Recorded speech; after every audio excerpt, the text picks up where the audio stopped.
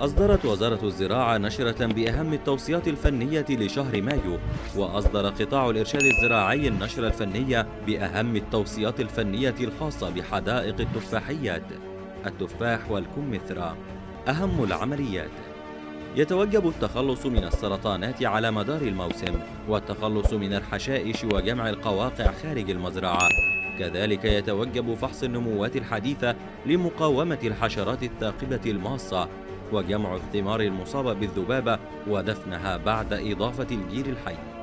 وبالنسبة للتسميد، في الأشجار التي تروى بالغمر يضاف 100 جرام إلى 150 جرام من سلفات النشادر أو نترات النشادر.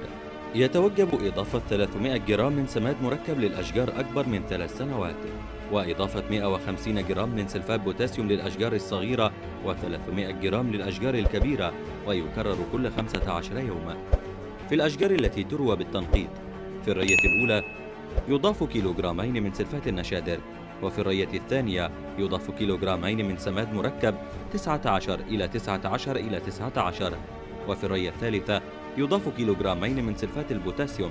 في الرية الرابعة يضاف لتر من حامض أميني للفدان لمدة شهر، مع لترين من حامض هيوميك مرة في الشهر، ولتر من حامض الفوسفوريك مرة كل 15 يوم. وبالنسبة للتسميد الورقي، يتم رش العناصر الصغرى بمعدل 300 جرام من الحديد، و150 جرام من الزنك، و150 جرام من المنجنيز، و75 جرام من المغنيسيوم، و50 جرام من البوركس، و200 جرام من اليوريا. وبالنسبة للري وفقا لعمر الأشجار، في السنة الأولى تروى الأشجار ب24 لتر، وفي السنة الثانية تروى ب36 لتر، في السنة الثالثة تروى ب54 لتر، في السنة الرابعة تروى ب70 لتر.